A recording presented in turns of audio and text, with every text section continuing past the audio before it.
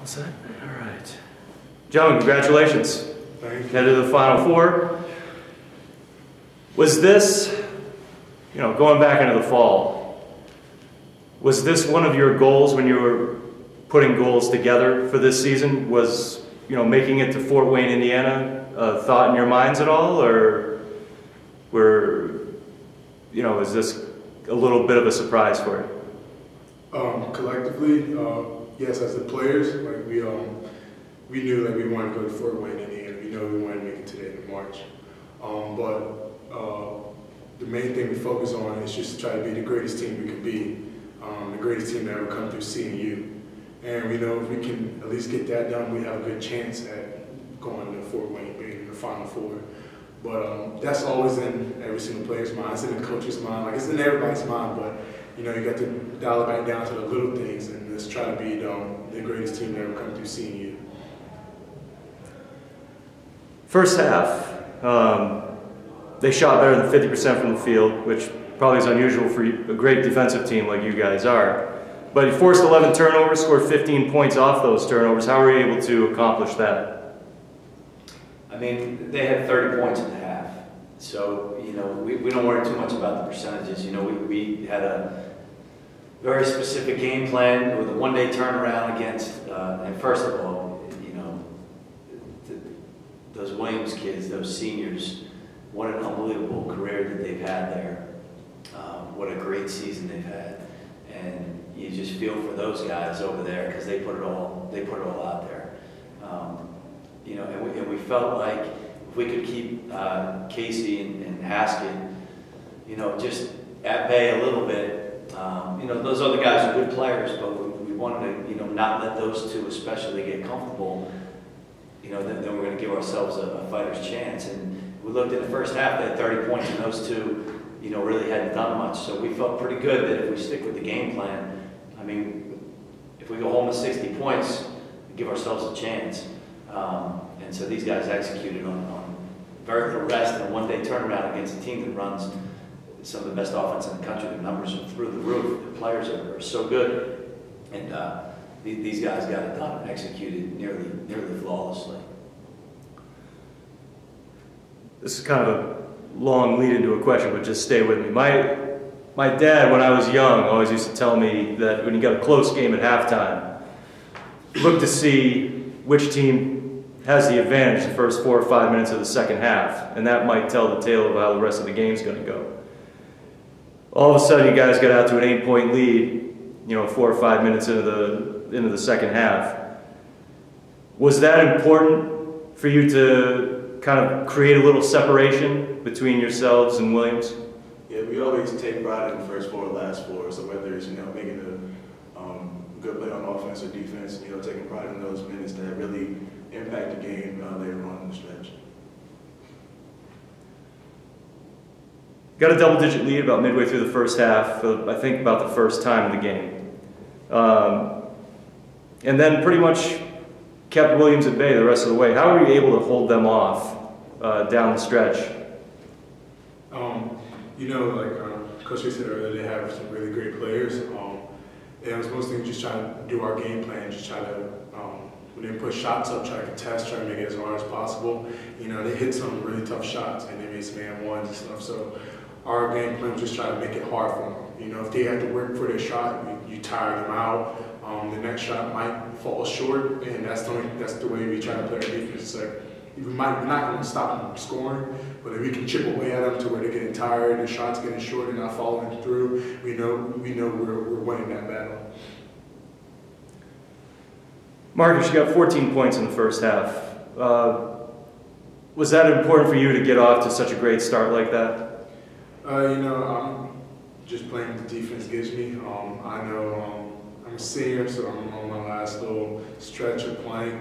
I know I just had to stay calm throughout the game. Can't let the hypeness and the emotion of the game pull me back or push me too forward. I had to stay calm and stay poised.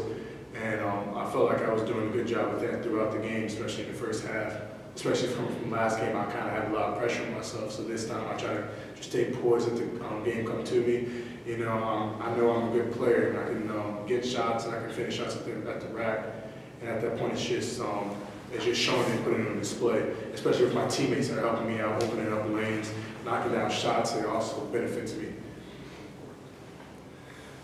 And I should have checked your first name before when... Savante. I'm sorry. You're fine. 17 points off the bench tonight. In our stat, people had you for 16 minutes. What is your role on this team coming off the bench? I mean, 17, a point a minute, that's pretty good stuff. Explain what your role is. I'm just doing my job when I come in, whether it's making a strong bucket or finding open man, grabbing the rebound, just the small things I can do to uplift our team in a small amount of time. He's being humble. Go ahead, Coach.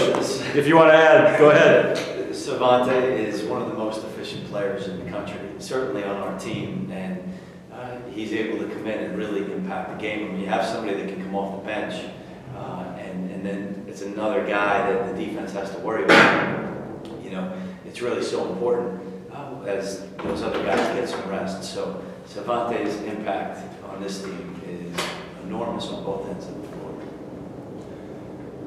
Gentlemen, you just beat two pretty talented NESCAC teams, including one on their home court last night. How has this sectional prepared you for the next step?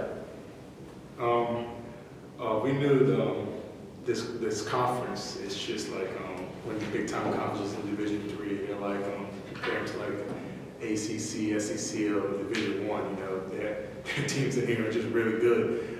And we came here knowing that there's two of these teams in the same conference in this little pool, and we know if we can come out of it, we were going to be well prepared for the Final Four. Because these are great teams we just played as Hamilton and Williams, and so we just knew how great their conference is, and they play day in and day out some of the toughest teams in the country. We knew they could battle for 40 minutes. We knew that if we can do that, especially back-to-back nights, it puts a lot of confidence in our system to go to the next round. Coach, can you compare this team with the one that went to the NCAA semifinals in 2016? Yeah, I'll make it real easy for you. There's one common denominator, Marcus Carter. That was a terrific team in its own right. I think this is a terrific team. There's a lot of similarities. I think Starks Marcus was probably the best player on that team and is on this team in terms of making everybody around him better and doing all the little things. He's grown up and learned a lot, so he's a much better player now than he was then, which helps our team. I think both teams defend and rebound at a pretty high level. In some ways, I think this team offensively has got even more firepower at times than that team, but it's hard to make those comparisons. These are two very, very similar teams. And the guys on this team played with guys on that team and learned from them and run a similar system on both ends of the floor. So, sometimes I think I'm looking at that team when I come in practice or a game, I'm like, hey, this is the same team we had 3 years ago. That's a pretty exciting feeling. So I think there's a great deal of similarities. Obviously, what this team has that team didn't now is someone that has the experience of having been in the Final Four. And I think that's going to be really important for us. Marcus, from your perspective, what's the same, what's different between 2016 and 2019, getting to this point? What's different, you can say, maybe more on the offensive side. We have a lot of guys that can come off the bench and give us a big impact. Savante has one. DeLon, Nick Parks, if he gets going, shooting threes. But something that's the same is that we look at defense first.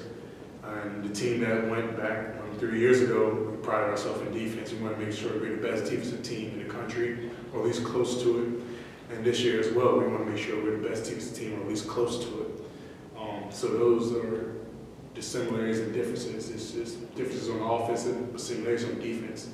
And that's when, from day one, we take pride in defense. So, that's something that's never going to change. And I'm pretty sure throughout the years after I'm gone and the program's still going on, it's going to be defensive first. So, I know we just cut down the nets a few minutes ago, but I probably wouldn't be doing this justice unless I asked you about your next opponent in the semifinal, Swarthmore. What do you guys know about Swarthmore College? Played them a couple years ago, and we beat them on their own court. So we know, and they still got their an excellent point guard. I think he's still there.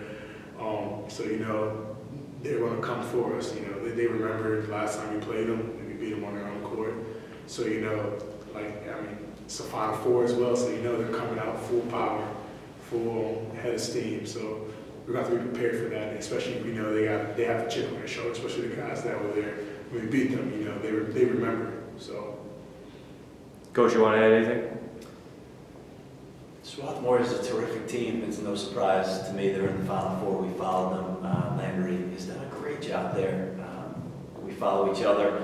Ever since we played a couple years ago, we've stayed close, and I'm really happy for them. And we're if you told me at the beginning of the season we could sign up to play each other in the Final Four, I'd say, I'll sign right here. So here we go. We're going to enjoy this, and these guys are going to have a great experience.